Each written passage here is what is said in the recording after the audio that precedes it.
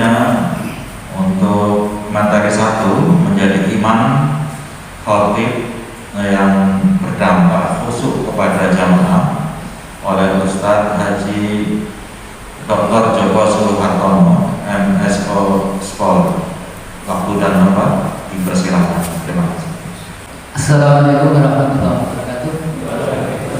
Bismillahirrahmanirrahim. Alhamdulillahirrahmanirrahim.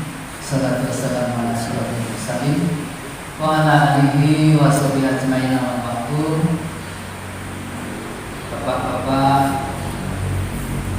khususnya Bapak Lurah atau beliau yang saya hormati, Bapak Saminto, saya ini barangkali nanti sebelum saya sampaikan banyak hal, Pak Kundoyo menyebut gelar. Saya kemarin konfirmasi dengan Ustaz Iwan, nggak usah diletakkan gelar saya yang macam-macam itu. Saya di sini tidak dalam posisi gelar saya harus disebutkan, tapi ya pokoknya ditambah disebutkan. Ya saya dari saja, tapi non sewu Bapak Ibu, terutama Bapak-bapak hadirin, saya mohon maaf. Gelar itu tidak mencerminkan kemampuan saya di dalam apa yang saya diamanati oleh Ustaz Iwan untuk berbicara di depan Bapak-bapak sekalian. Sebelumnya saya ucapkan terima kasih kepada bapak-bapak yang telah hadir di sini mengulangi apa yang dikatakan Bapak Haji Ilham tadi. Sebuah penghormatan yang luar biasa terhadap Yayasan Sinar Qaul Salim.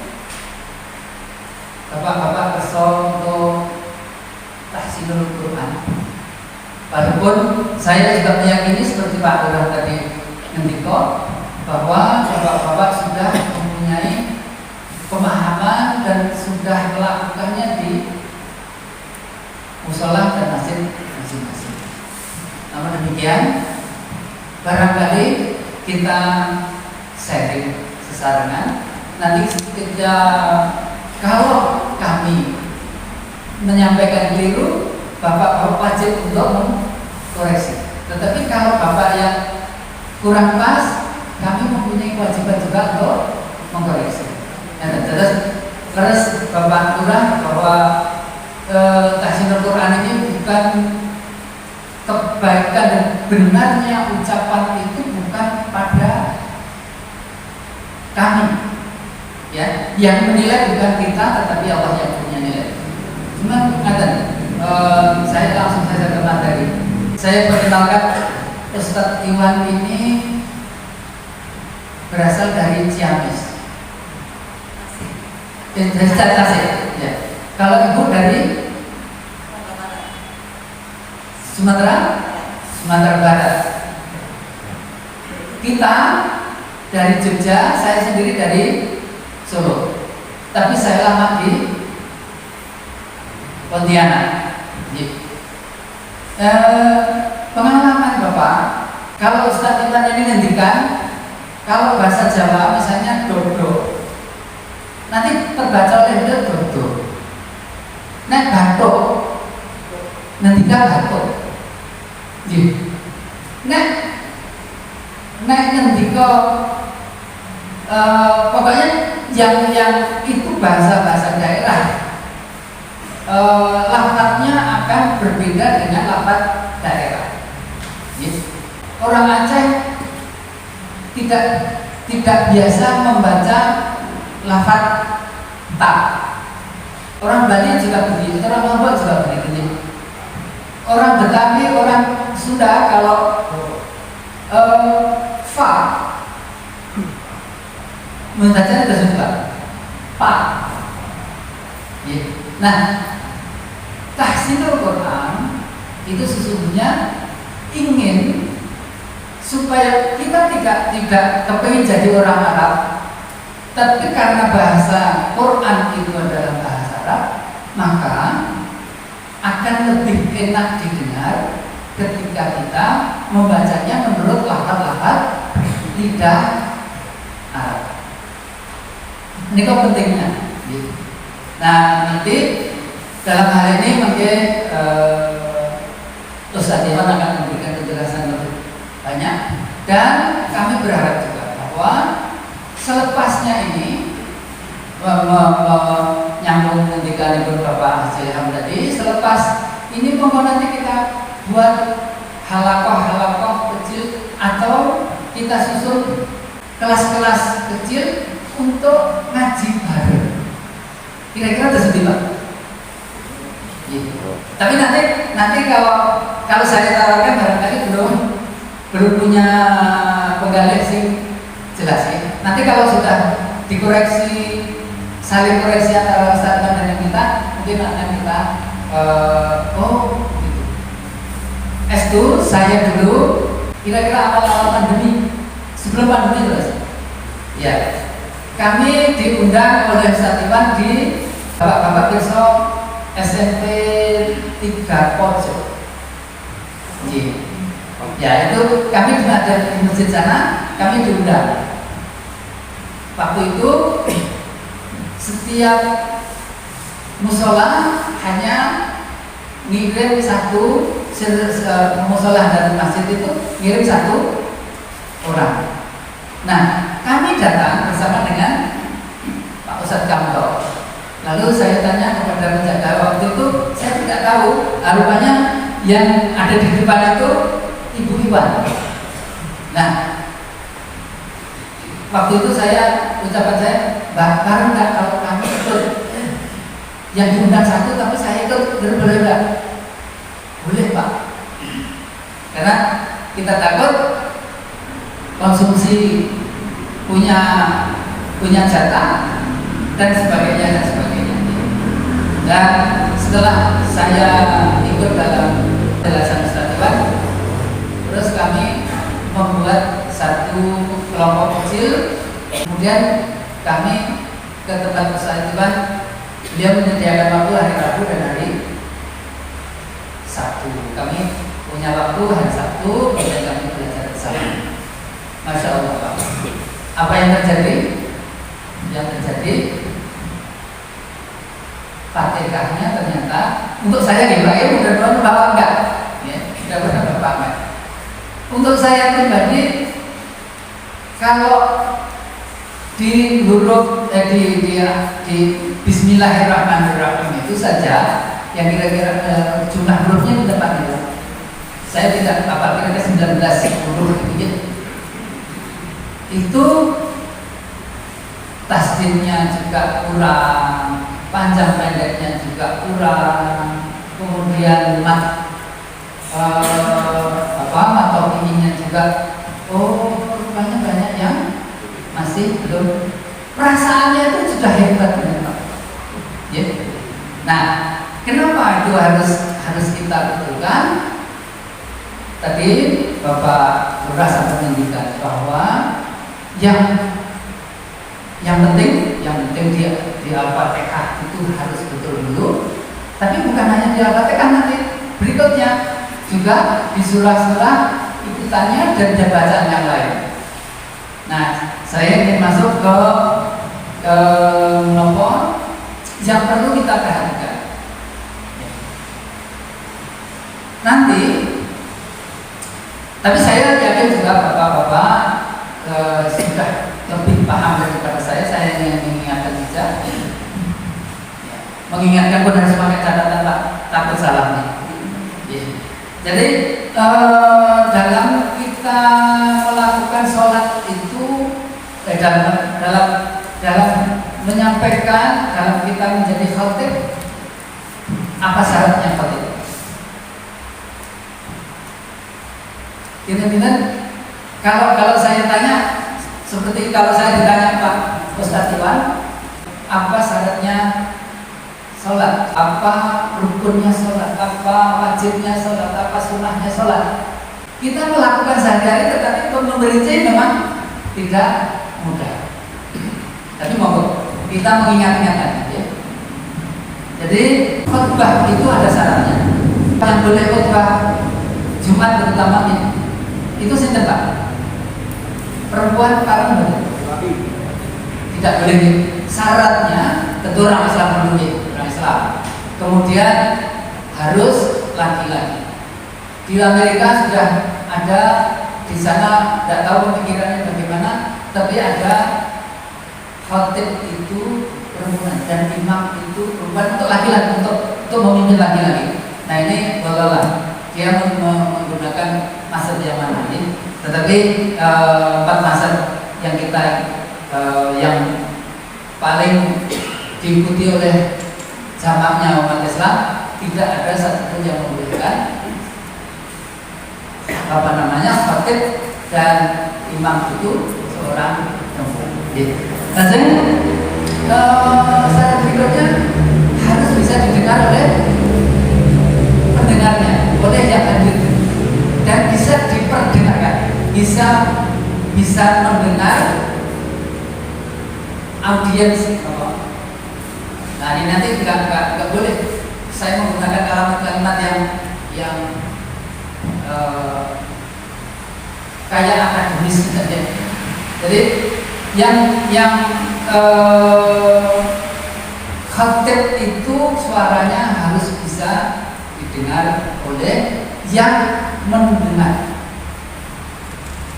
Ada yang tidak mendengar, Pak? Kalau Jumatan, wonten kan tidak mendengar khotbahnya khotib. Wonten Pak? Terutama saya, saya suka tertidur ketika oke. Ya, soalnya setan ternyata kipas-kipas Pak. Ya, ketika khotib itu berkhotbah, kayaknya kayak ada orang pulau-pulau gitu ya. Jadi sayup-sayup sampai akhirnya kita tertidur.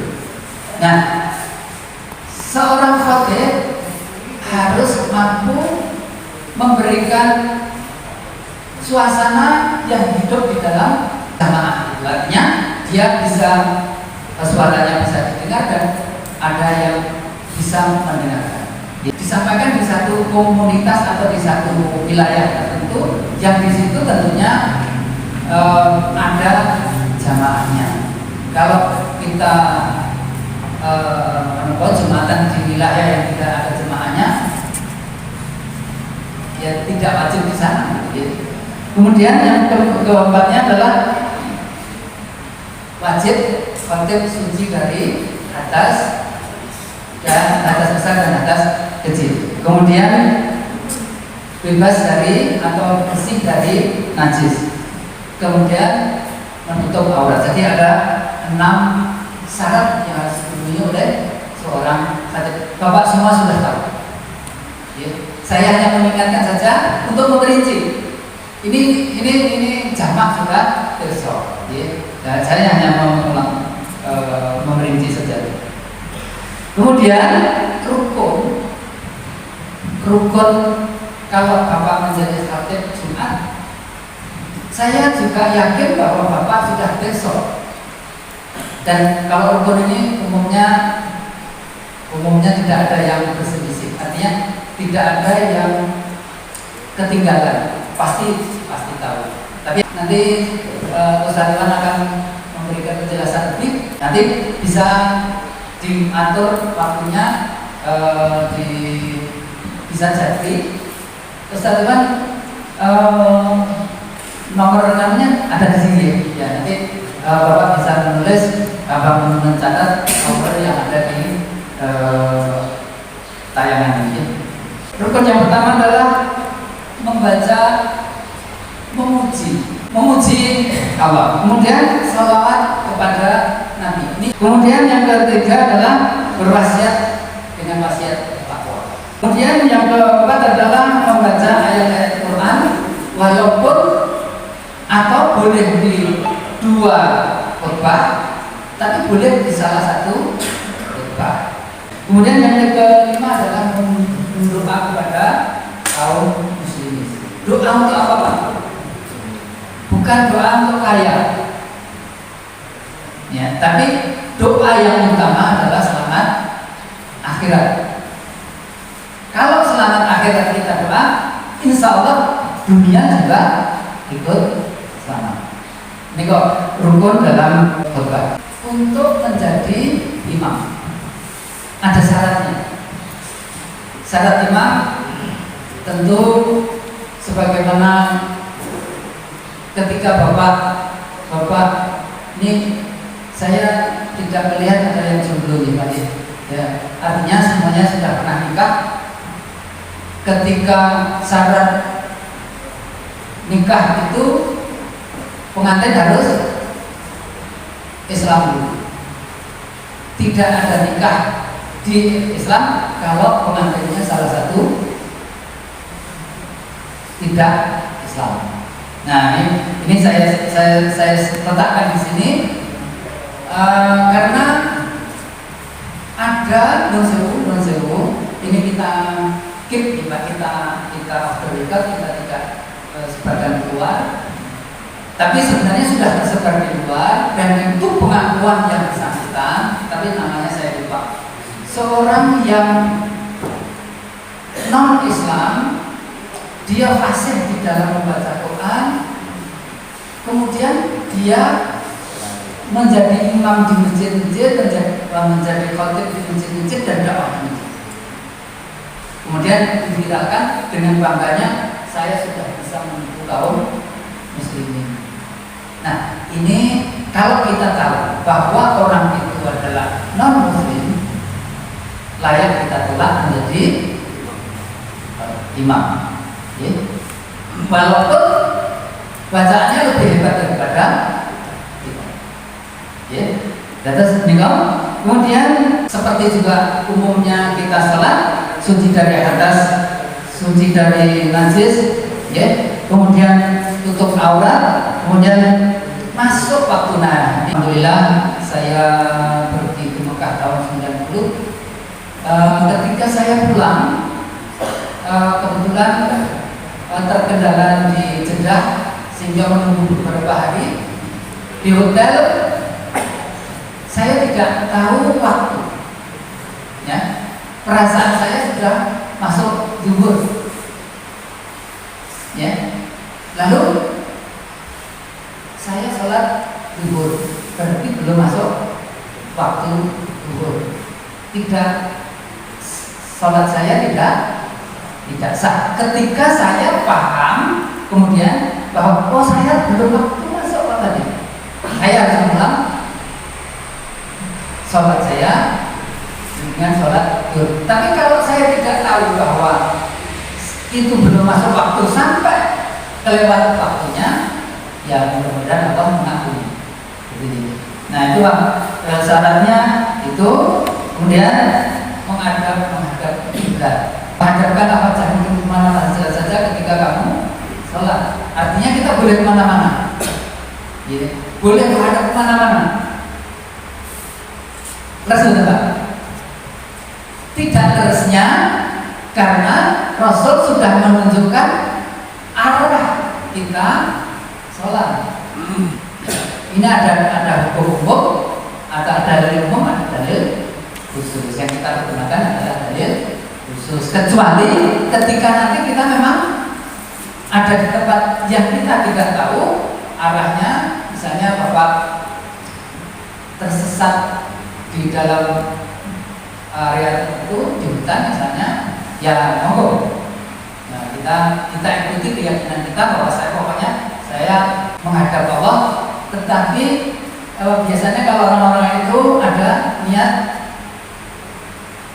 mustaqbil kiblat. Nah, itu barangkali untuk orang itu kuncinya, gitu ya. Enggak boleh, ya. Ini masih bisa diperdebatkan. Oke, ya. Lanjut ada rukun seperti saya ditanya oleh Ustaz kan, rukun sholat itu ada berapa? Gitu. Tapi kemudian kalau ngitung ada sekian. Dan ini ada yang mengatakan ada 13, ada 14, ada yang 17. Plus ada. Nanti ditanya Ustaz Iwan ya. Karena ada pecahan-pecahan, misalnya tumaknina, ya, itu masuk dalam dalam rukun. Tumakninah masih ada, tumakninah di rukun, tumakninah di sujud, di bentuk istiras dan sebagainya. Itu yang melengkapi menjadi 17. Bapak-bapak sekalian, kita perlu belajar lebih serius. Untuk apa Bapak? Itu tadi bahwa kesempurnaan kita sholat itu tergantung dari atau seberapa baik kita ikut Rasul. Dan yang paling utama adalah kalau kita sudah tahu kok mengambilkan, ini kita akan dihukumi salah ketika kita mengambilkan. Kalau Bapak belum tahu, Fatihahnya misalnya masih banyak yang salah, belum perso mana yang salah, tidak dihukumi oleh Allah salah. Nanti Ustaz Imam akan bisa ditanya kepada beliau. Tetapi yang menjadi kunci salah kita adalah bahwa ketika kita belum banyak tahu, kita mempunyai kewajiban untuk belajar. Nah, kami datang pada dasarnya adalah mengajak kita semua, kami Ustaz Iwan, untuk belajar bareng seperti apa yang diindikasi sama Pak Iwan. Nah, kalau kita tidak belajar, kita dihukumi keliru pada tidak belajarnya. Nah, mudah-mudahan setelah ini kita semua menyadari bahwa ada bagian-bagian yang kita tidak atau kurang pas dalam mengucap, dalam membaca panjang, dalam ada makhrajul huruf, ada sautul huruf, ada nomor satu lagi sifatul huruf. Ternyata tadi saya awali dengan saya bertanya, saya menyampaikan bahwa Ustadz Iwan ini dari Tasik. Kalau Bapak bisa memberikan sama beliau dengan bahasa Jawa, kalau beliau mengucapkan dah, beliau akan mengucapkan dah. Rasanya untuk kita orang Jawa nggak nyaman. Begitu juga dalam Quran kita menghendaki atau orang-orang Arab, umat Islam keseluruhannya yang paham akan ilmu menghendaki agar supaya kita itu mengucapkan dengan ucapan yang dalam tanda kutip benar. Tetapi kalau seandainya ternyata ini ada ustaz saya itu ahli fikih. Ketika saya baru belajar membaca Quran, namanya ini karena bukan keburukan, ini adalah kemuliaan beliau. Ustaz Saman itu ahli fikih di Pontianak. Beliau orang asli Betawi, mengucap fa, beliau ngaku sendiri, saya sulit untuk mengucap fa. Seperti tadi saya sampaikan, beliau kalau mengucap fa itu mesti menjadi pa. Afwa misalnya, afawun menjadi apawun. Nah, maka orang Jawa menjadi apel. Nah, itu asal manusia seperti itu. Jadi, kami bersama dipimpin oleh Ustaz Iwan ke sini mengajak kepada kita. Ini monggo kita membetulkan makhrajul huruf, sautul huruf, sifatul huruf, supaya dalam sholat kita betul-betul mudah-mudahan usaha kita bersama Allah ridhoi dan kita menjadi orang-orang yang selalu mencari ilmu dan kita menjadi orang-orang yang lurus dalam beragama. Bahwa Nabi meninggalkan yang saya aturkan, bisa saya aturkan. Bila ada keliru, saya juga mungkin kata. Nanti kalau bapak-bapak ada pertanyaan, saya tidak akan menjawab. Saya tidak menjawab baik. Nanti yang menjawab Ustaz Iwan. Karena apa? Seperti saya terkait tadi, saya menjadi kepanjangan ungkapan beliau karena beliau nanti terlalu capek untuk menyampaikan materi di sini. Bahwa meninggalkan yang saya satukan. Bila itu terjadi, assalamualaikum warahmatullahi wabarakatuh. Waalaikumsalam warahmatullahi wabarakatuh.